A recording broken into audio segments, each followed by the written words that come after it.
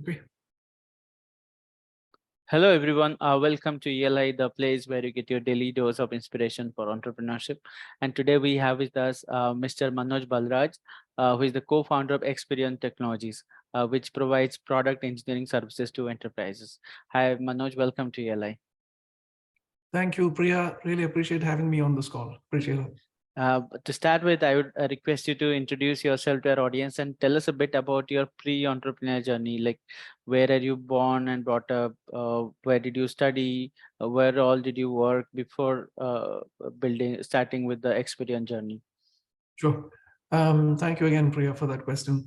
I was born in a place called Indira Nagar in Bangalore.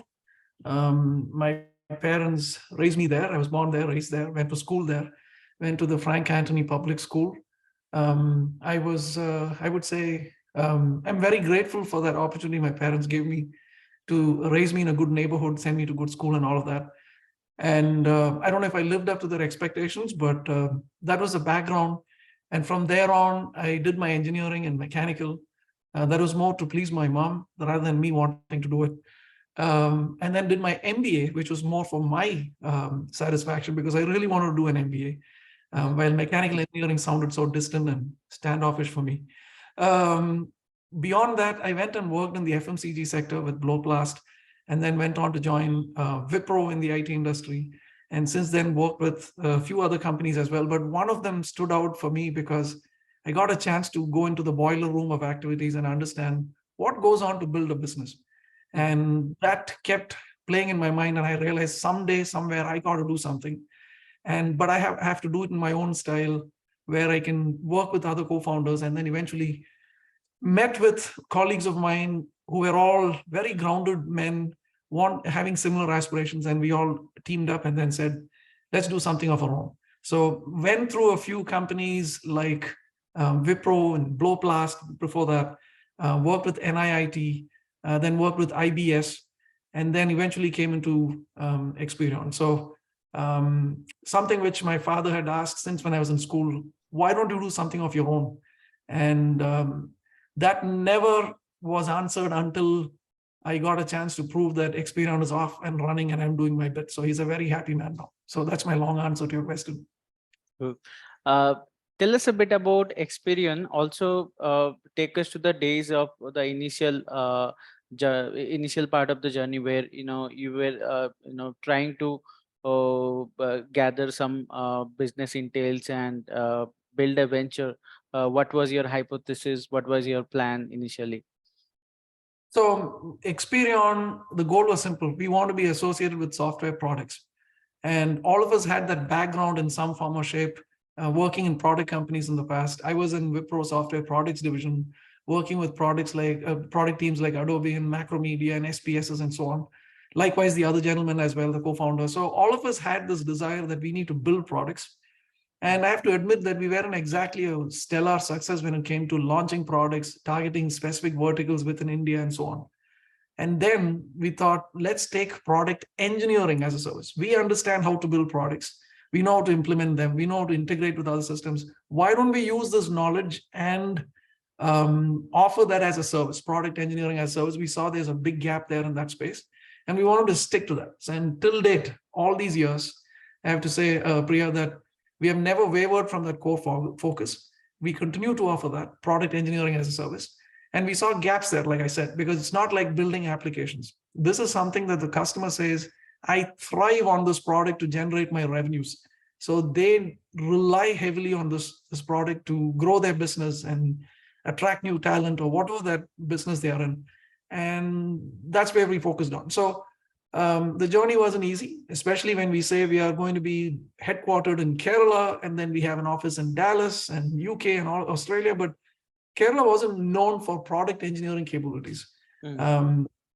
And we took this tough decision that we'll stay organically funded. That is, we will build it on our own terms. We don't want to go to investors. We don't want to dilute our focus. We don't want too many capabilities, but stay singularly focused on product engineering. So that's where our journey began. And that's where we are continuing to, as of now, product engineering as a service. Got it. If I were a client, how would you approach? Let's say I came with a product idea, and I came to you to make that work. What all things, what all services do you provide to me? So very, very valid question. I would want to understand, if you are the chief digital officer there, or if you are the product owner there, I would want to know, what is your vision? Why are you building this? And 3 years from now, where do you see this going? Who are you serving? Who are your users? What kind of a strategy do you want us to work with you on to achieve that vision? So we start with vision, go into strategy, go into goals, go into initiatives. That is the flow that we start with, and then eventually get into tactical stuff. And that's going to be a tool driven approach. It's not just conversations ad hoc and taking notes, where we will capture the vision. We will have quantitative and qualitative statements captured there, and then build that down through strategy, through goals, to initiatives, and then get into specifics, right down to, say, what we call, as in our industry, user stories. That is a journey by itself, and we document that and make sure that the customer understands that Experion is saying some things back to me. I better listen carefully and validate that, because I am doing something with another entity, and they're helping me achieve my vision. So what we call as a discovery phase, we say, customer, Priya, I want you and your team to be engaged in the discovery phase, where we will put one of our best teams together to make sure that we understand how we flow from vision down to user stories, document all of it, visually show how this product is going to look like, sign off, and then get into the engineering side of things. So that takes some time. And the customers who are very well versed in product dev, they realize, what is Experion telling me is precious. I need to listen to them. People who are not conversant with product engineering may not initially understand. There's some stumbling blocks there. So in your case, you would say, Priya would say, you will ask me, Manoj, why spend all this time upfront? I don't need to spend 12 weeks upfront before we even start building the product. What are you going to do in these 12 weeks? Is a question we hear often. And then gradually, when they get into the discovery phase, they realize these people are talking sense. They're doing a lot of groundwork. They're creating a lot of useful documentation, which is forming the bedrock of my product. That's my foundation. And once that realization sets in, they realize, okay, I trust these guys. They're really working overtime to get into my head and understand, why am I building this, and questioning me. Why do we need so many features? Why do you really want to have so many features for your users when your users can adopt maybe about 10% of this for the MVP phase, the minimum viable product that we're building, and so on and so forth. So that's the journey, beginning of the journey. And your investment of time is very critical for the success and keeping that foundation really solid for future dev. So I hope I answered your question. So one thing that is coming to my mind, of course, off track from our discussion. So being a product engineering company, why don't you become a product company yourself and build products for yourself? Because products are scalable, Yes. and services are not. So that came to my mind. How would you answer that? It's a very, very valid question. We get that. We get asked a lot on those lines. Why are you not building your own products? We do have, and we have built products that have been in the FMCG space. We have built products in the shipping and ports industry. We have built products in the healthcare space. But I have to tell you, the early days before IoT was a cool word in the technology world, we had built some products. They didn't take off. And I have to admit, some of our strategies around building our own products should have been much more focused on non-India markets, but we didn't do that at that time. But we learned a lot. And we did so many of those implementations within India and in Asia Pac market. One, when we look back, and if you ask me, what would you have done differently for those products? Maybe we should have spun it off as a separate entity. Maybe that should have been funded and then scale it in a different way. But for the core engineering piece that we were doing, the services piece we were doing, we realized, let's stay organic and grow it this way. But we did build our products, and we have actually serviced around 90 odd customers, including some really large names, using our products that we sold in India and Africa and Middle East and so on. Yes. Speaking of customers, can you tell us how did you get your first client? what industry, which industry, and how did you approach them? What all happened? Oh my God, I can write a book about it. It's not been easy. In spite of, I've one of my greatest wealths that I say is my wealth is my network. I have a whole lot of people working different industries in different cities. I've lived in different cities. So I easily connect with people and I love connecting with people. In spite of that, when I go up and say, hello, I've started something called Experion Technologies along with co-founders, and I've incorporated an entity here in US, and I'm just one man here, and I'm looking to build your products. Nobody would really care for me. But I used to knock on the doors of very large enterprises. The procurement team members in those companies would look at me and literally scoff at me because who are you to even come up here and ask me these? So I've been rejected, humiliated, kicked around, sidelined, ignored, all of that. But I'm telling you, Priya, it doesn't matter because small companies like us, we had our space. There were people listening to us. And somebody is working overtime to make sure, wait, these guys need to succeed. I don't know who those would be, but they eventually come up. And the first ever opportunity came from a gentleman in Atlanta who gave us a very small project and said, Manoj, I'm willing to work with you guys. And things led one thing to another, and we soon saw small and mid-sized customers signing up faster than the large enterprises. And we went for that. And we decided, let's keep doing more of this. And I have to admit, Priya, having lived in the United States since the late 90s, this is probably one nation where I've seen people don't even need to meet you in person or see your company or understand where is Kerala. And it is based on trust. And eventually I learned my lesson. It is all about trust. It's nothing else. If they trust you, in this nation at least, they will say, and you're doing a good job, of course, not just trust. If you're delivering well, then there's no looking back. That is set. And I saw that we have a space ourselves. We don't need to be a big fancy name and a big company and a whole lot of money to back us. Those few relationships help you get started. So in this, I have a message for those who are starting off at different levels that there will be a lot of humiliation and rejection initially, but there are some people who are out there who will help us out. So I think I got help, and I'm so grateful for that initial first few opportunities, but I've gone through enough. Yes. Yeah. Like you said, you have got a space where you are doing well. So can you tell us about that specialization? Which all technologies do you specialize, and what sort of which industries or what sort of clients do find most fitment in your services or in your portfolio?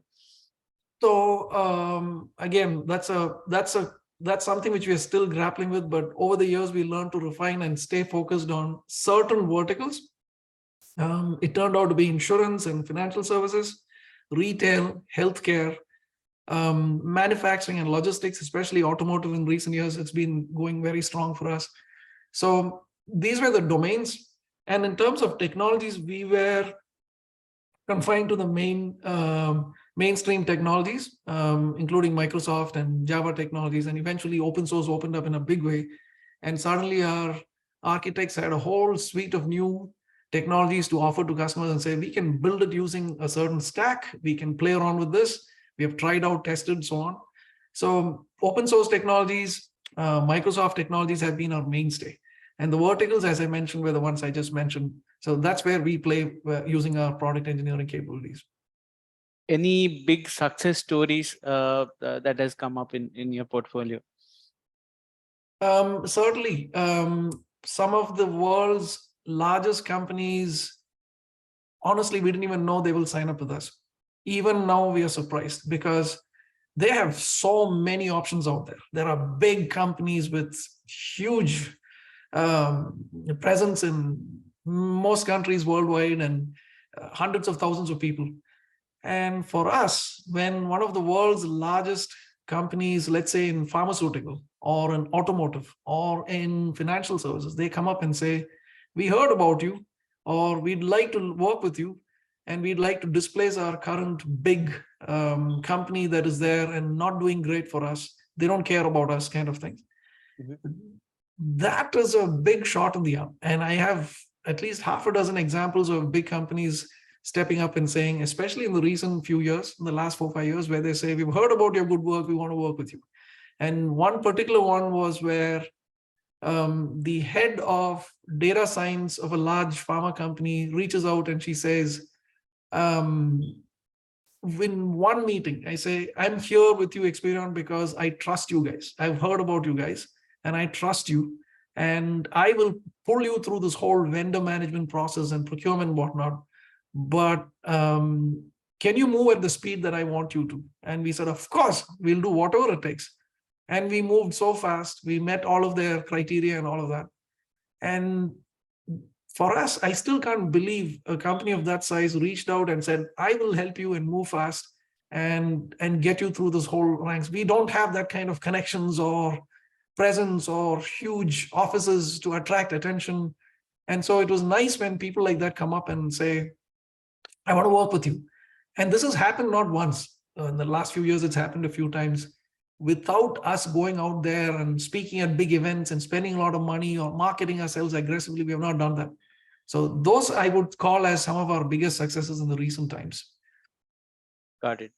What do you say are some of the biggest challenges that you have faced so far while building and growing this venture?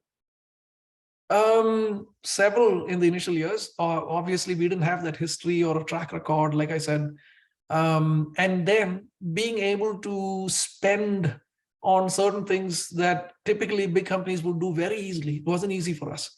And they will ask you about certain areas where we just don't. For example, do you have a dev center in a certain geography? For example, in South America or in Canada or whatnot. And we didn't have that. And that was going against us when competing with larger players who had thousands of people working in these locations.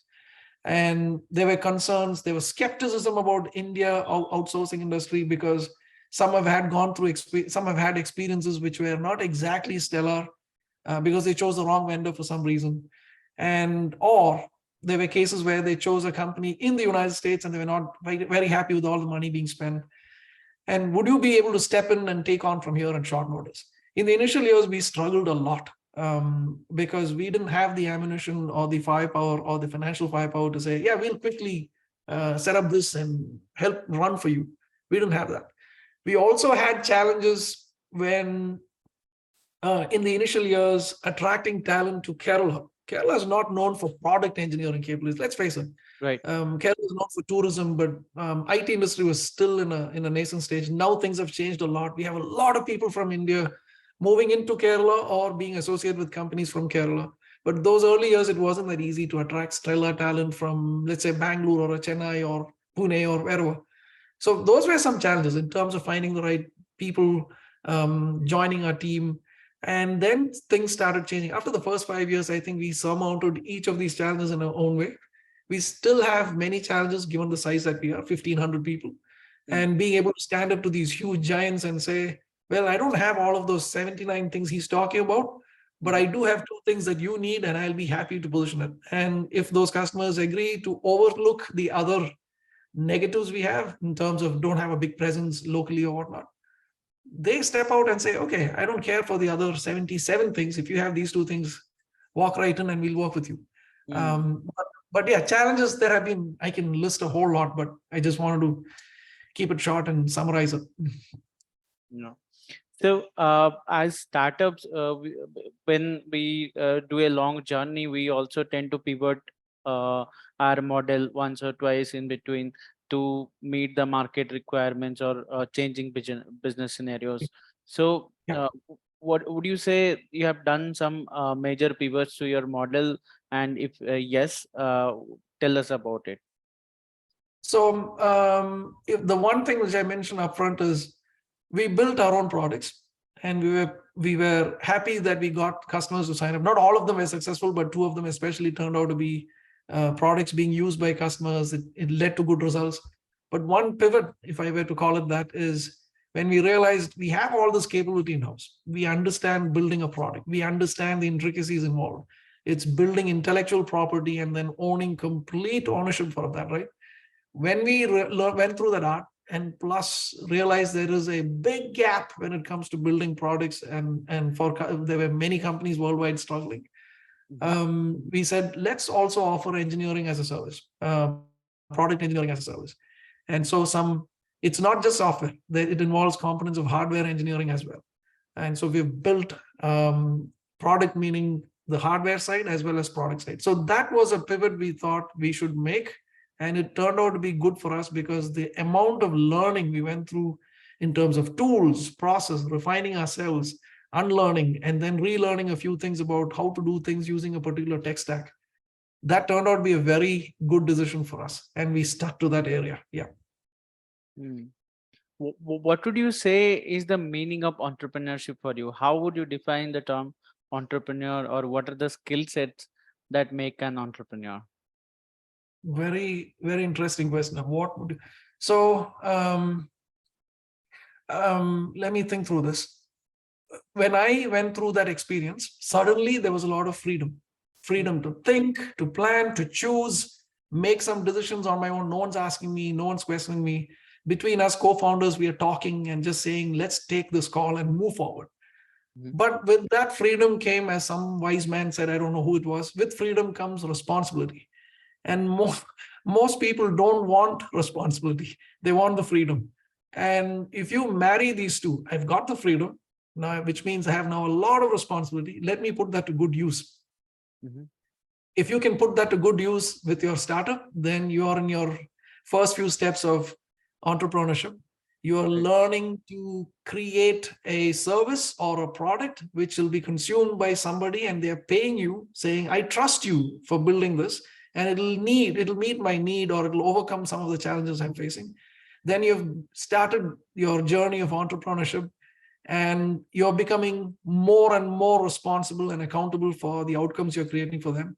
And if you can scale that, that is entrepreneurship again, right? You scale that. It's not just you lie at that one level. If you can scale it and you can attract people and say, let's make this journey meaningful for all of us, not just about profits, just making it meaningful for all of us. I think we got very lucky there, where some of the best guys we could find in the industry, who could have easily, even today, they can walk away from us. They can easily go walk away and work for large companies, but they stick to us because of the interpersonal relationships we have within our organization. And together we are saying, let's keep doing this and improving this story of product engineering and improvise it. Not that we are the only ones in the world doing it, but let's do it in our own style. That, for me, has turned out to be a meaningful journey in the world of entrepreneurship. Am I a good entrepreneur? I don't think I am. Am I going to be famous or rich? I don't think I will be. And I don't want to. I am in awe, Priya. I am in awe. I mentor high school kids and college kids here. I've been doing that for about 10 years now. I tell them to please refrain from being addicted to the biggest names in the industry. They are not the only ones. In every town, in every city, in every country worldwide, in every street, there will be people who are entrepreneurs who are doing things on their own quietly. They may not be books about it. They may not be books about it. They may not be podcasts about them, nothing. They are invisible, but they're doing stuff. They're helping people in their local community. They are helping customers. They are constantly thinking, how else can I improve what I'm offering and bring in the best talent and improve the whole journey. It's happening everywhere. So my thing is that everybody's learning, and I'm also learning along with it. I'm so happy that I got a chance in life to also do something and connect that back to a small state like Kerala and say, how do we bring the best brains together there and reach out to customers worldwide? I can go on and on. There's so many aspects of entrepreneurship. I can keep talking, but I will stop there. Yeah. Wow. My last question, final question.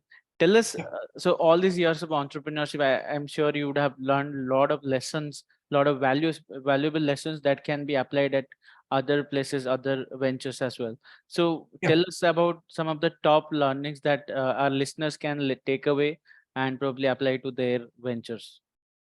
So number one is trust. That is the lesson I've learned from the beginning. If people trust you, you can do wonders with that, and make sure that you never, ever compromise on that one part. And when I look at myself, I have not changed. The same Manoj Balraj from India is still here. I've been told to be successful in business or in entrepreneurship, I got to step up. I got to wear good clothes. I got to talk big. I got to change my eating habits. I got to drink. I got to socialize. I have done none of this, to be honest. I'm still the same guy. And if since I didn't change myself, I didn't try to change myself. I think I'm the real guy that I am supposed to be. So people see you if you don't be yourself, right? They see through you. And that has, I think, led me, and I keep getting this feedback from people that, Manoj, you got to change a little bit and accommodate. I feel no.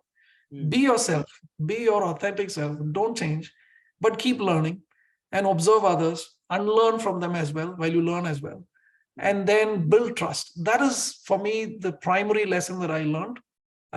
Beyond that, I realized for all of us, if we really work hard, there is something out there, someone out there who's going to help us out in some form or shape and keep us going forward. Networking has been critical. I've always networked and I still network. I also am active in local communities. I take part in activities related to nothing related to IT. I do films, I do theater, I do a few other cultural stuff that I'm very active in it. There are some rewirings that I get from those places, from people that I interact with, and relationships happen. And through those relationships, I'm able to, I think, create for myself, for our company, as well as for my family, some avenues where new relationships come in and say, okay, we'll work out something new here, and we'll go through this journey together. I don't want to get into too many details, but I've been fortunate in that. Networking, going back to that point, networking has helped me enormously.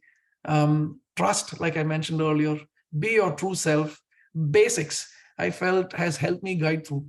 A lot of wrong advice was also given to me over the years. I've stayed away from that. We don't have to do a single thing against our ethics to be successful in business. I repeat that line. I have never had to do anything unethical in my entire career that can go against the spirit of what is ethical way of doing. There's been several points in my life where I've been told there's another shortcut here. And I don't think we need to do that. We don't need to ever do that. Or maybe I got lucky. I don't know what it is. But the lesson I learned there is, do not compromise. Ethically, do not ever compromise, and you still have room to grow. And I feel that's a message I always drive to the kids that I mentor. Do not compromise. Stick to what you believe as the core values that your parents taught you or your teachers taught you. You might laugh and scoff at it during your teen years and your 20s, but those things hold good. And I'm very, very clear about it. Wow, these are really interesting lessons.